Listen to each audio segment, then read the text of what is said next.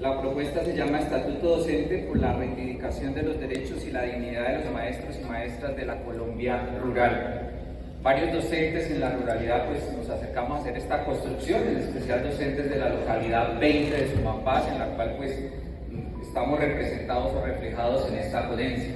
Agradezco a los compañeros que ya han rasguñado de alguna forma la ruralidad, y es que efectivamente tiene que existir no igualdad sino equidad entre los maestros urbanos y rurales.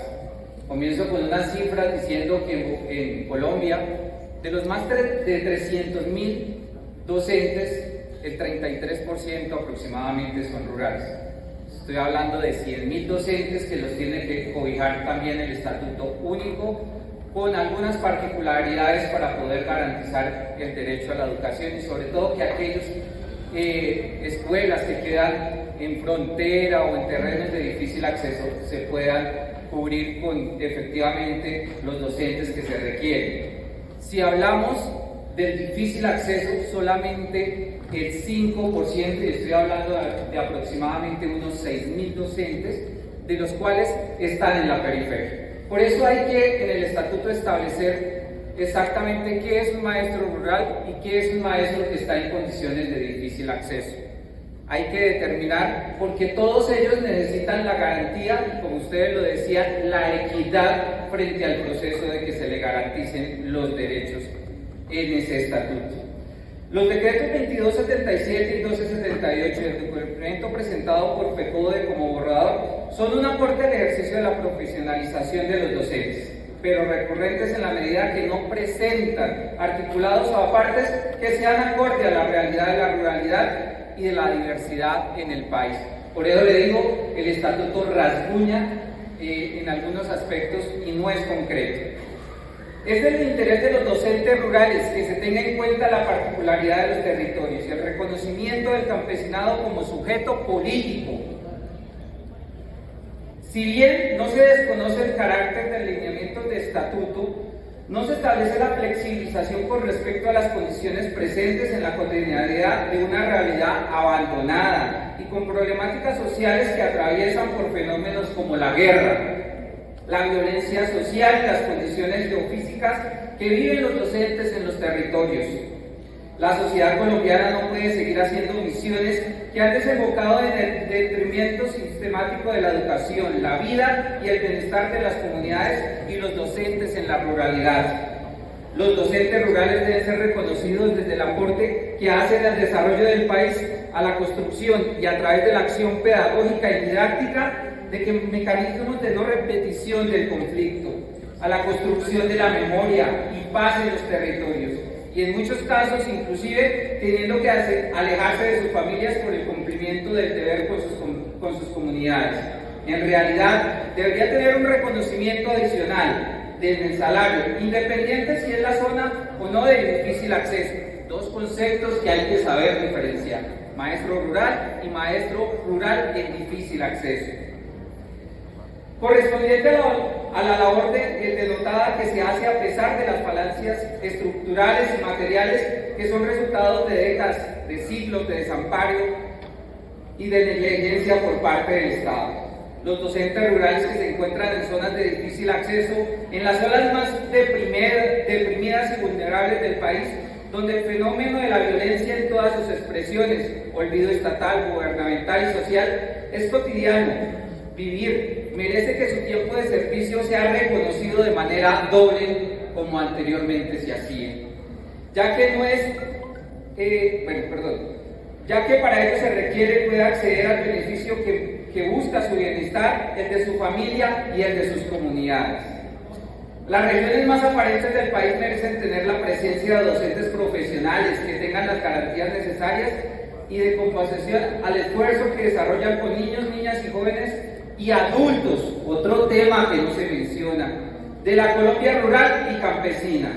El fundamento del estatuto es precisamente dar el lugar de importancia a la profesión docente y no por menos de contemplar esos parámetros e impulsar que los docentes rurales accedan a la educación y a la formación de la calidad para sí mismos. El ejercicio de la labor apunte a la calidad, dignidad y el buen vivir propio de las comunidades. Se debe establecer los tiempos para que los docentes urbanos y rurales puedan realizar labores de investigación, elaborar y publicación de su sistematización y análisis con miras al mejoramiento de procesos cognitivos con sus estudiantes desde elementos característicos de cada una de la comunidad educativa y ser avanzados como herramientas de acceso en el escalafón.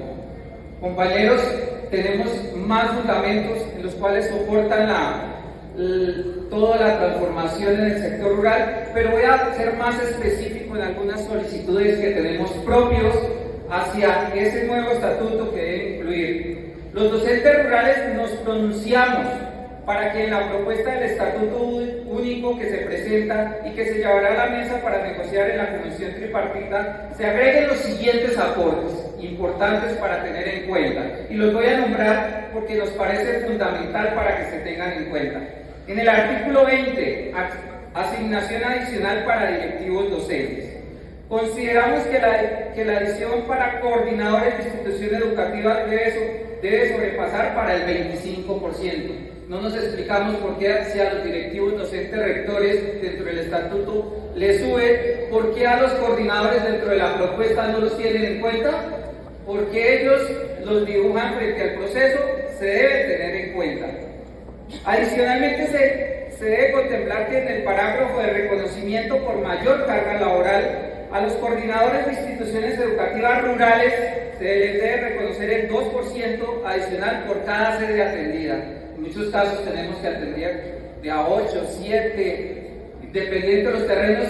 En mi caso particular son 16 sedes que hay que atar con los coordinadores. Entonces es bastante el trámite frente a ese proceso y ese reconocimiento. En el artículo 23, viáticos y gastos de transporte, se debe incluir en el sector rural a los docentes de apoyo de educación especial y orientación. Ahí hay otros temas que sesgan y que no los tienen en cuenta. Que el cumplimiento de sus funciones deban desplazarse por sedes. Se cree que el maestro rural a veces solamente es de una sede y muchas veces tienen que desplazarse de sedes en sedes que están a distancias, muchas veces a pie o a caballo, de 40 a 1 hora, y muchas veces, como en Bogotá ocurre, a 5 horas hay sedes desde el punto que los dejan. En la asignación académica, en el artículo 37, consideramos que se debe incluir el parágrafo la particularidad de la asignación del docente de la ruralidad, que puede incluir más de una sede. Se debe mirar ese párrafo. En el artículo 38, número de estudiantes por curso o grupo, se debe establecer que el número de estudiantes por curso para el sector rural en la modalidad del aula multigrado debe ser de máximo 15 estudiantes. Ojo con el término de máximo, y disminuyendo el número si hay que atender estudiantes con necesidades especiales.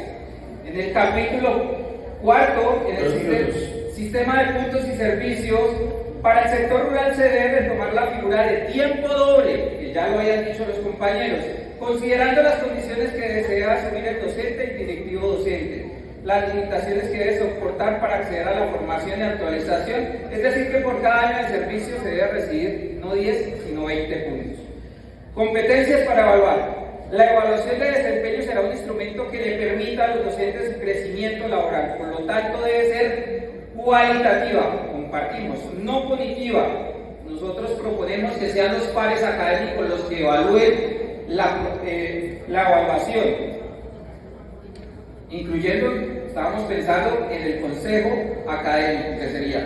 A veces el consejo directivo también discrimina a los docentes en nuestra labor docente.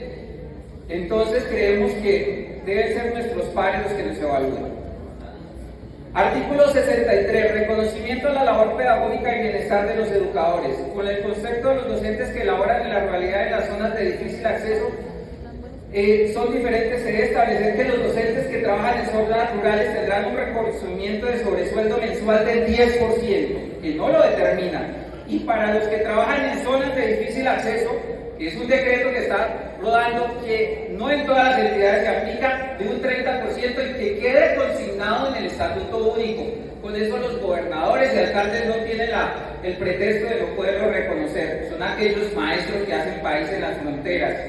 Se debe ser más específico en los estímulos con recursos del Sistema General de Participaciones para el apoyo a la formación y actualización docentes, específicamente un porcentaje destinado a los docentes y directivos docentes del sector rural, contemplados en ese mismo artículo 63 que no es específico. Por último, ya para conclusión. Tiempo, compañero. Listo.